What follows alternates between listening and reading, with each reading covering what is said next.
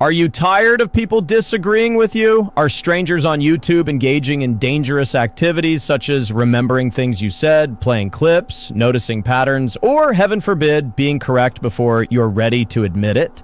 Well, friend, have I got something for you. Introducing HROs. That's right, HRO. What does it stand for? Doesn't matter. Sounds legal. Sounds serious. Sounds like something you can say slowly on the internet while looking disappointed. And that's half the battle. I'm Toe Steel Room, radio professional, legal enthusiast, relationship survivor, and a man who has learned an important lesson. When the block user button no longer gives you the emotional satisfaction it once did, there are forms. Beautiful, beautiful forms. Now, I know what you're thinking. Toe, shouldn't the legal system be reserved for genuine legal disputes rather than the emotional consequences of broadcasting your entire life to hostile strangers? Great question. Blocked. Next question. See, people used to think the answer to criticism was personal growth. Wrong. Growth takes forever. Paperwork is immediate. Why sit quietly and wonder whether your own choices contributed to a public disaster when you can walk around saying things like, I've spoken to counsel? That sentence alone adds 4 inches to your emotional height. Try it. I've spoken to counsel. See, I'm already calmer. Now let me show you how the Toe Steel Room emotional litigation system works. Step 1, somebody mocks you. Step 2, you become furious. Step 3, you insist you're not furious. Step 4, you discuss how unfurious you are for approximately 7 consecutive hours. Step 5, legal paper. That's it, 5 easy steps. The old Toe used to waste his time introspecting. The new Toe delegates introspection to the Minnesota court system. That's efficiency. And tonight, this wisdom can be yours for the low, low price of whatever you feel obligated to send me. PayPal, Venmo, Rumble Rants, Super Chats, memberships, Cash App, Carrier Pigeon, loose 20s pressed against your monitor. I accept all major forms of gratitude. How do you send it? Come on, you people know. I shouldn't have to explain everything. Just send it.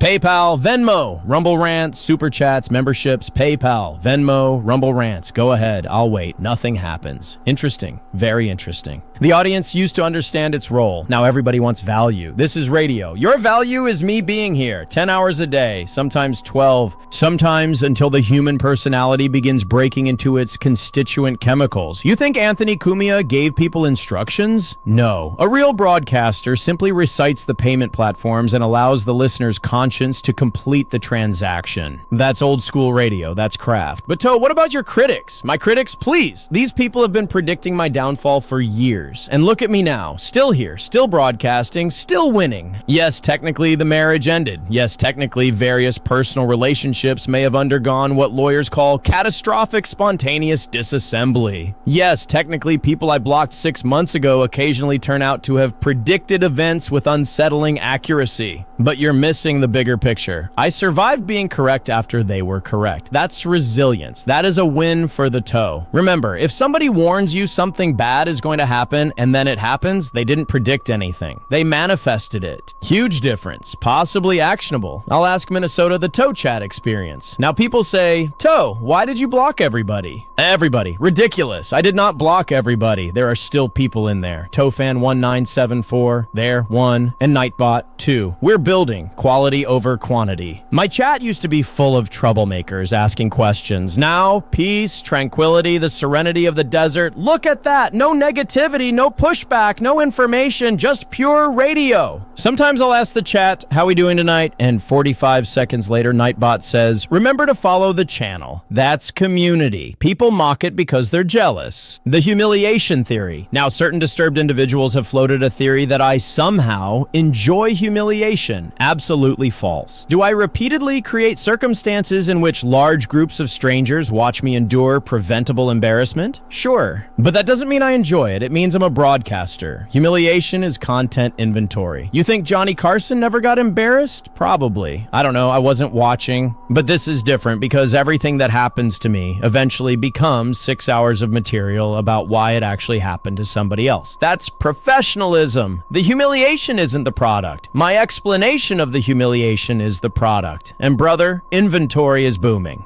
The anniversary event, which brings me to our biggest event yet, the Steel Toe Anniversary Spectacular. Where is it? At a beautiful local establishment called Stoney's, where the carpeting has stories and every surface looks like it has survived at least one incident. And this year we're doing something revolutionary. We're holding our anniversary event at the exact same time as somebody else's already existing cornhole tournament. That is called cross-pollination. People say, Toe, isn't that just attaching your event to somebody else's crowd so photographs make it look like more people came specifically to see you? No, that's called leveraging foot traffic. Ask Harvard. Every major entertainment company does this. Disney builds rides near other rides. The NFL puts football games where football fans already are. Toe Steel Room holds an anniversary show near men throwing beanbags while drinking domestic beer. Same principle. I walk into a room containing 60 people who came for cornhole, and suddenly 60 people attended the Steel Toe Anniversary. Numbers don't lie, context does, and context is blocked. That's marketing. We may even have photographs, wide photographs, taken strategically toward the busiest section of the room, and somewhere in the background, if God is good, somebody will be wearing a steel toe shirt. That's Madison Avenue stuff. And where is Oz? People keep asking, Toe, where's Oz? I don't know, probably doing something important. Work, family, responsibilities, whatever. Apparently some adults have things to do besides sitting under LED lights for 5 hours pretending we're reinventing FM radio for approximately $30. Fine. Good for him. I'm happy for Oz, really. But let me tell you something about loyalty. When I say, hey buddy, want to come sit here all night and maybe get $30 if the goal clears and I'm feeling generous, that is an opportunity. People used to understand opportunity. Do you think young Howard Stern said, sorry, I have something more important? No, probably not. I haven't checked. Oz will come around. Or he won't. Either way, win for the toe. If he comes, great co-host. If he doesn't, more money for me. That's economics. And frankly, if your friends give you pushback, you have to ask yourself, are they really friends? Or are they critics who happen to know your phone number? Think about it. I have removed many toxic people from my life. Friends, co-workers, partners, moderators, viewers, people who said maybe don't do that. All gone, and I have never been healthier, so peaceful. The complete HRO package. Tonight, when you join the Toe Steel Room School of Emotional Jurisprudence, you'll learn incredible principles such as how to transform disagreement into persecution, how to describe public criticism using courtroom vocabulary, and how to say documentation while possessing none. How to announce that things are happening behind the scenes when what is actually happening is you are pacing around your kitchen. And my personal favorite, the legal reset. That's where somebody makes an argument you can't answer, so you say, I'm not discussing an ongoing legal matter. Conversation over. You won. And that person may not even be involved in the legal matter. Doesn't matter. Power phrase, use it responsibly, meaning constantly. What does it cost? Normally, a program like this would cost $499. Tonight, $299. But for viewers watching in the next 17 minutes, whatever you've got.